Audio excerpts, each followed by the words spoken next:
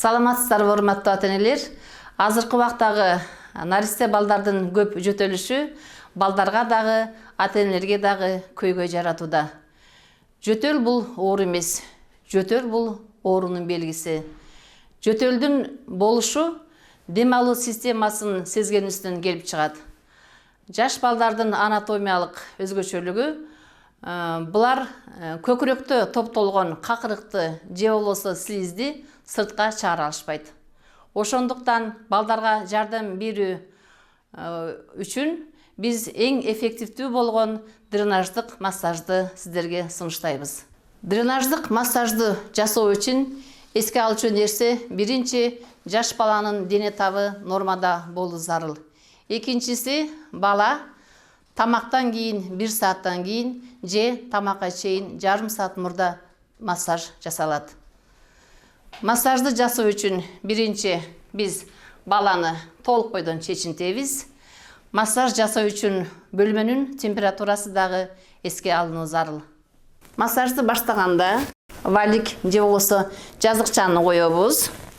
Баланы жаткырып, башы ылдыйраак болуш керек баланыкы, колдору жогорду көздөй коюлат. Массажды манжалардын учу менен акырын баланын денесине жасап баштайбыз. Акырын жасап баштайбыз массажды. Эске алчу нерсе кабыргалардын үстүнөн жасап, бөйрөккө чейин, бөйрөккө тийбейбиз. Акырындап массажды жасап, акырындап манжанын учу менен кабыргалардын үстүнөн. Ушул үчүн биз вибрационный массаж деп атайбыз. Манжалардын үстү менен акырындап көкүрөккө толгон какырыкты бошотконго балага жардам беребиз. Эске алчу нерсе дагы омурткадан эки жагынан алып баштайбыз. Омурткага жакындабайбыз. Массаж жасоо убагында балага бир аз ыңгайсыздык жаралышы мүмкүн. Ошого карабастан массажды уланта беребиз. Чалкасынан жаткырып баланы массажды улантабыз. Бул жерде эске алчу нерсе баланын жүрөгүнө эмес, көкүрөк клеткасынын башка жагына жасайбыз.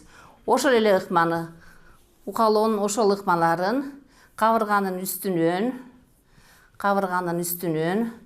кабыргалардын арасынан жүрөктүн тушун абайлайбыз.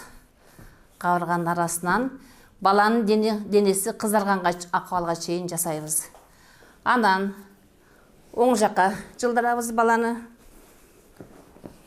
Оң жагынан жасайбыз. Ошол эле ыкмаларды сол жактан жасайбыз.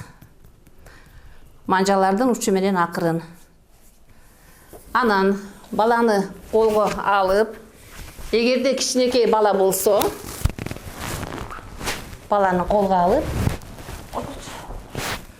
отургай. Баланын дем алуу ритми боюнча